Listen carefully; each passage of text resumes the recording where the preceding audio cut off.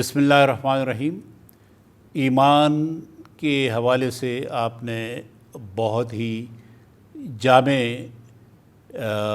इशारा मिला है और वो यही है कि इक़रार बिल लिसान व तस्दीक़ बिल क़ल्ब, तो दोनों का मजमुआ जो है वो ईमान ही बन जाता है। इसमें तो कुरान पाक बहुत वाज़ेह है कि जबरी तौर पर तब्दीली मज़हब की गुंजाइश नहीं है। कुरान पाक में जिस तरीके से फ़रमाया गया है ला इकराह फ़िद्दीन, तो दीन में तो इकराह यानी जबर है ही नहीं। और जब हम ईमान के हवाले से ये मानते हैं कि इक़रार बिल लिसान तस्दीक़ बिल क़ल्ब, तो यकीनन फिर जब आप इक़रार बिल लिसान करा ही लें लेकिन अगर तस्दीक़ बिल क़ल्ब ना हो तो फिर किस तरीके से वो मकसद हासिल हो सकता है जो किसी के सामने मुसलमान बनाना है किसी को, तो जबरन किसी को मज़हब तब्दील करने के लिए मजबूर करना जायज़ नहीं है। इस्लाम में इसकी कोई गुंजाइश नहीं है।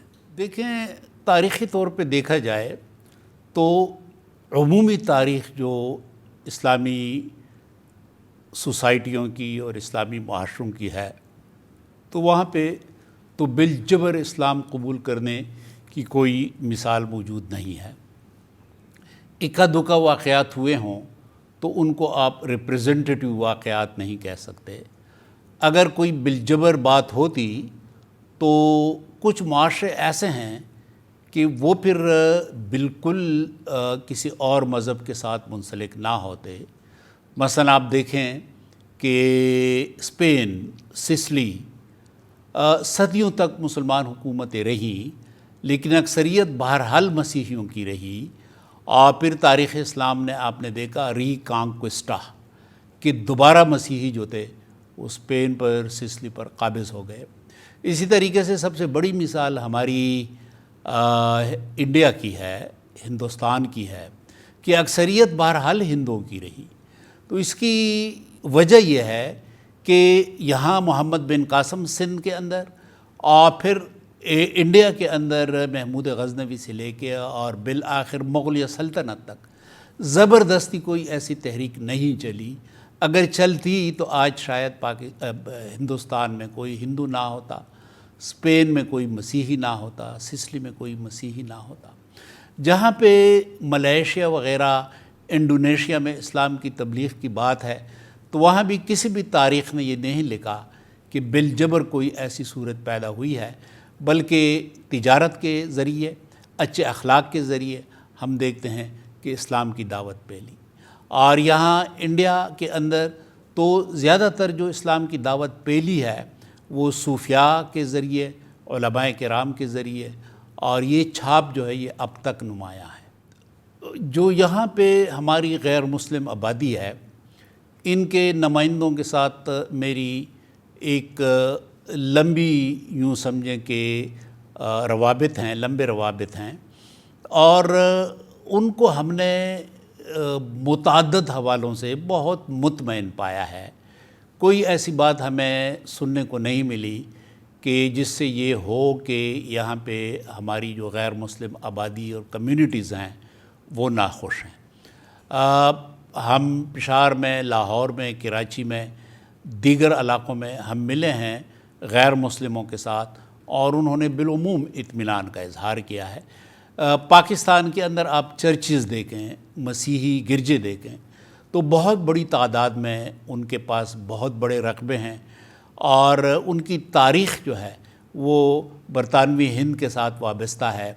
तो वो जायदादें अब भी उनके पास हैं, वो मकानात अब भी उनके पास हैं, उनको इबादत की मुकम्मल आज़ादी है। हिंदू मंदिर जो हैं वो भी मतरूका जो वक्फ़ इमलाक हैं उनके मातहत हैं। कुछ उनके मसाइल थे क्योंकि आबादी कम थी, तो अब वो मसाइल भी अब कम होते जा रहे हैं और कुछ मंदिर जो हैं उनके मुतालबे पे उनको बहाल कराया जा रहा है। मनसेरा में जो उनका बहुत ही कदीमी मुक़द्दस मंदिर है, वहाँ पे वो रोज़ाना हिंदू कम्युनिटी जो है वो वहाँ पे जाती है, उनके अफराद जाते हैं, उनके नौजवान और बूढ़े सब वहाँ जाते हैं।